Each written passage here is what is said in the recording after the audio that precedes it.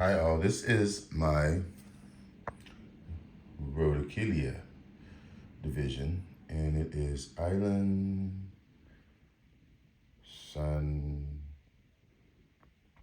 Island Sunday, I think. Island Sun, AMAOS, perhaps. Anyway, it is almost May. It is the last week in April, and I think I should be seeing something emerging by now, wouldn't you think? This is technically spring, and this has been kept dormant, like all culture that I've ever read or have been given indicates. My understanding is there should be leaves emerging. I should see some green, which the only green is the moss on the surface. I don't see anything except for the dead old growth, which is normal. Nothing emerging next to it. Okay, let's take a look at what it is supposed to be doing. Okay, according to the AOS, Habenarias are, of course, their large genus with many charismatic species. Those commonly found are generally terrestrial. And the one that I have, I believe, is rhodocheila. I think it's a hybrid. But anyhow, as far as the light, it says they are fairly adaptable to light levels, can be grown in a greenhouse, under lights indoors. Given light levels of 1,000-foot candles, plants will grow. That's a low level of light. And then it talks about the light they should get about 12 to 16 hours a day. This is artificial light. They will produce more flowers if given more light, up to cattleya levels. And I would say that's about the extent of their limit, although I think it might actually say, if I scroll down, that perhaps the medusa requires greater light. Anyway, there's no light required when the plants are dormant. They should be stored in a completely dark location. So I stored this plant in the greenhouse, and it did get light, but it was in a far corner, and it's fairly dark in the winter anyway because of just the gray and the cold. So let's hope that wasn't a factor. Anyway, during the grow season, temperature should be maintained above 50 at night. Circulating air and increased humidity, so temperature should be above 50. Warmer, okay, it was not warmer. In fact, it was a lot cooler, so that may have an effect, because remember, I left this in the greenhouse all winter, and there was definitely times in which it did not get heat. So this was in there.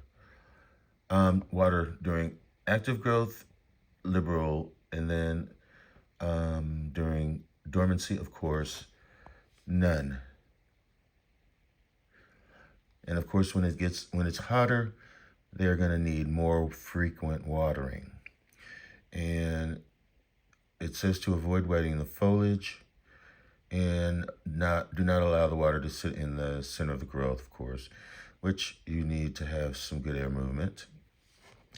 During dormancy, watering should be completely withheld. So that's where we're at. The humidity, whatever that indicates, I guess that's saturation 50 to, is that 80? I'm not sure. Or 50 to 100. If they become shriveled, okay. Fertilize during aftergrowth, water soluble. Of course, there's none while it's dormant.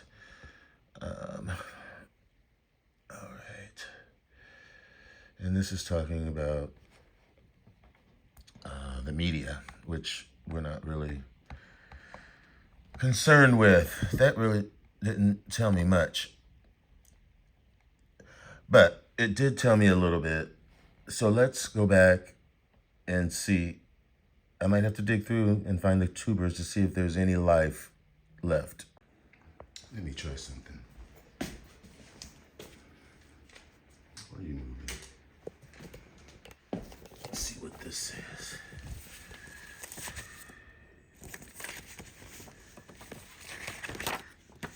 Okay. And look, Habenaria, rhodocheila. Synonym Pusilla or Pusilla, yeah. It says the species is from Indochina, southern China, grows in low to moderate altitudes. Leaf litter on rocks, so it's terrestrial. Inflorescence 1¼ to 4 inches, with 5 to 15 flowers, each around 2 inches long. Spurs about 2 inches. It really doesn't say anything about the culture. Let's see. A mixture of peat, soil, sand, leaf mold. Plant requires a watering rest period when not actively growing, usually after flowering, and copious water when the new leaves appear. So that makes sense. And again, I know that there's some of that in my plant, the hybrid, rhodocheila, and something else. It might be a salmon color. Anyway, that's all.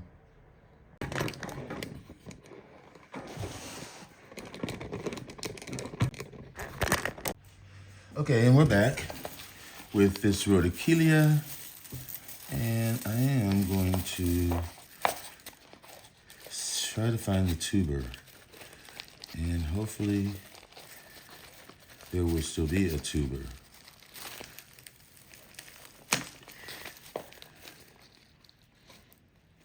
Okay. Let's see. And there's pretty solid in here. So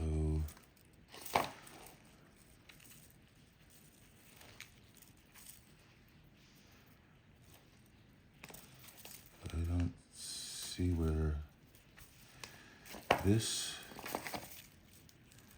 stem is coming from.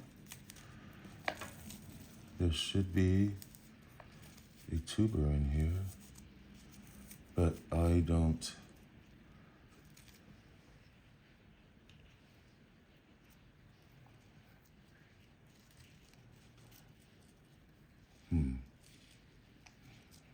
I'm gonna set that down there for a minute.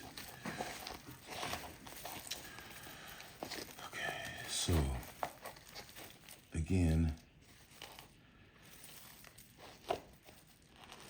I swear this looks like a tuber.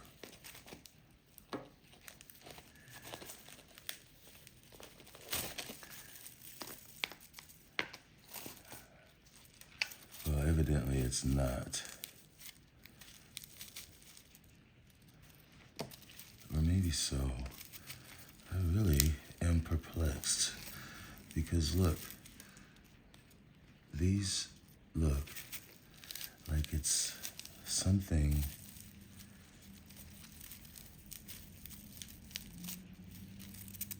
that could possibly be tuberous. I am not quite sure though. And the same with this. See how these areas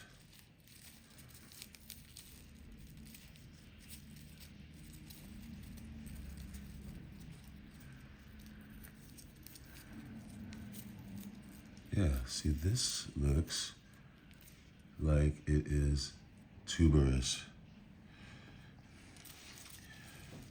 And that really does. But still, I am not sure.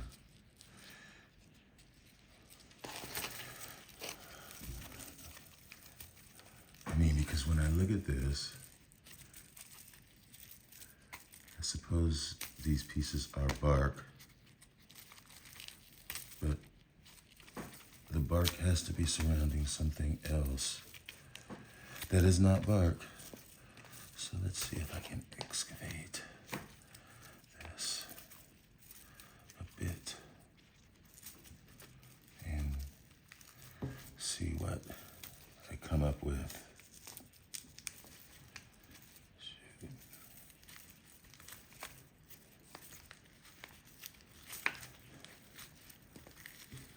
Yeah, see, this looks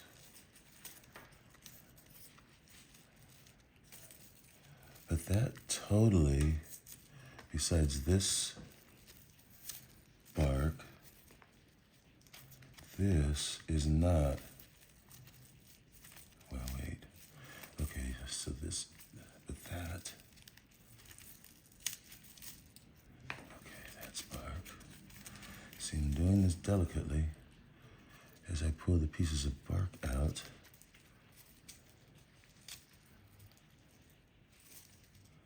Because see, when I get down into where it's looking like there's white, like, see there? That looks like it could be a tuber. And so I'm very cautious. See, that looks. But if it is, which I've never seen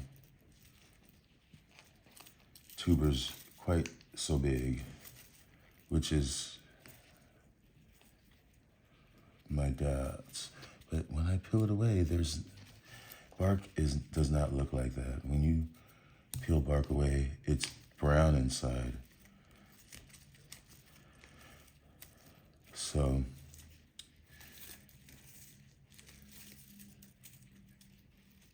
this whole thing could be a tuber. But as I said, there is no growth, no green coming up. So, since we have identified that, yeah, see, I don't want to fool around too much because you see how the texture of that is just, see that? Peeling away something that, see, it appears to me to be live. So, okay, so the next step I imagine would be to pot it up into a different type of soil somehow. That's got some bark in it for drainage, a little bit of peat, and peanuts on the bottom. And I can do that. So, that won't take me too long. And I'm just gonna put these pieces back in here gently. And one of the important things is to make sure that they're gonna be evenly level so that if the growths come up, then they'll start off at the same height, theoretically. And you see that, and you see how that, so that I would venture to say is a tuber, I guess. This, there's nothing there. And I don't see anything else. I mean, it appears to be, or maybe I'm just imagining things, but I could swear I see something green in there. So I am just going to like stick that there. All right, so what I'm gonna do is just probably fill that in with some sort of a terrestrial mix and be right back. All right, and I'm back, and I've got this Phalaenopsis mix that I love from Green Barn. And you can see what it all contains. And I'm just going to fill this in. And remember, this is going to stay dry until I really see green. And then water, water, water. Well, once the leaves, the root system kind of gets a bit established, maybe about an inch or two, kind of like the rule that you would use in beginning watering catasetums when they start to grow. And I would apply that to some of your dendrobiums as well. They want that little bit of a extension of roots into the media so that they get established before they get further shocked by the water. Anyway, tuck that in so that it settles, and I'll find something to write the date on that I repotted it, which is today, and stick it in. And that's that repot of Habenaria hybrid. And it is Island Sun. Thanks for watching. Enjoy your orchids. Bye.